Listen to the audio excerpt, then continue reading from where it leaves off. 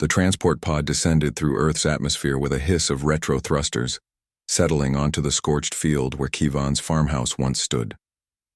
He watched from beneath a makeshift shelter, his right sleeve pinned at the shoulder, a reminder of the war that had taken his arm and nearly his will to live. Anna emerged from the pod, her violet skin shimmering in the afternoon sun. She was Zephyrian, a species known across the galaxy for their mathematical minds and rigid social hierarchies. The marriage contract had been simple: one human farmer seeking companionship, one alien woman seeking escape from her homeworld's suffocating caste system. Credits exchanged, documents signed, expectations minimal. "You are Kivon?" Her voice carried the musical lilt of her native tongue, though she spoke perfect English. "That's me." He gestured at the ruins around them with his remaining arm. "Welcome to paradise. Raiders hit us 3 weeks ago. Burned everything except what you're looking at." Anna's large amber eyes surveyed the devastation. The barn was a skeleton of charred beams. The fields, once golden with earth wheat, were ash and stubble. The house stood partially collapsed, one wall missing entirely. "The contract did not mention this," she said carefully. Kivon laughed, a bitter sound. "Yeah, well, life doesn't care much about contracts. Look, I'll understand if you want to head back. The return window is still open for another hour." Anna tilted her head. A gesture he would learn meant she was calculating. "Where would you sleep tonight?" "Same place I've been sleeping. Under that tarp. And food?" "Got some rations from the aid station in town." She was quiet for a long moment, her fingers twitching in the air. Another Zephyrian trait he'd read. They thought with their hands, working through problems like humans might pace or tap their feet. "Show me the land," she finally said. Over the next hour, Kivon walked her through his 100 acres. He showed her the irrigation system the raiders had smashed, the equipment they'd stolen, the wells they'd poisoned out of pure spite.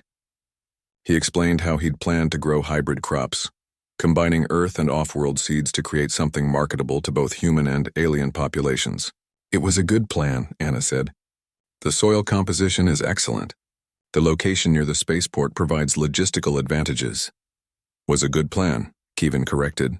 "Now it's just a good piece of land with nothing on it. I've got maybe enough credits to last 2 months. Then the bank takes it." Anna's fingers danced again. The contract included residency rights. "If I leave, I forfeit my citizenship application.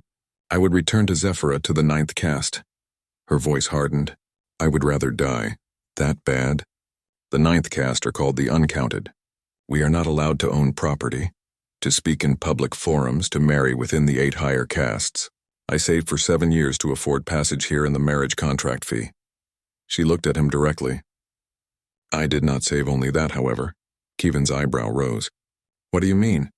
"On Zephyra, the 9th caste are permitted one occupation: computational work for the financial sectors. I was very good at my job.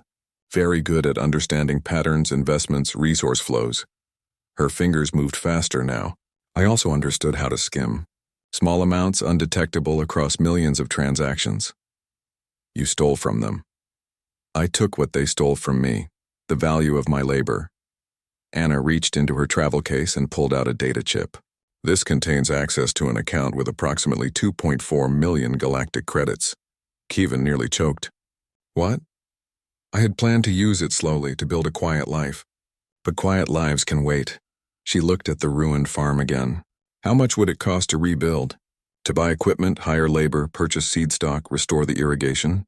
Kivon's mind raced. "Maybe 800,000 credits. But Anna, that's your money.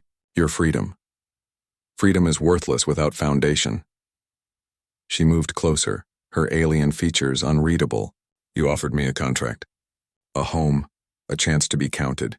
The raiders burned the home, but the land remains. The chance remains." Her amber eyes locked onto his. "I propose a new contract.